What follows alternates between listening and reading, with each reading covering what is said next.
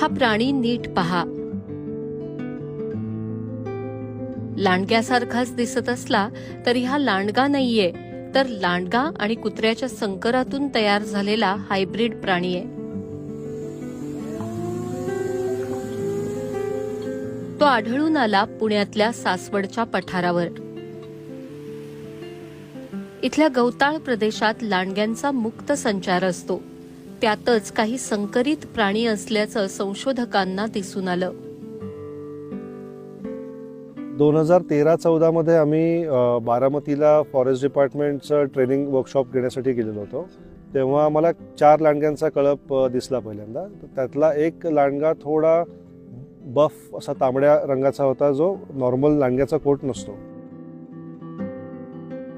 पण पुढे आम्ही जशी रेकॉर्ड जमा करत गेलो तर याच टाईपचे काही इंडिव्हिज्युअल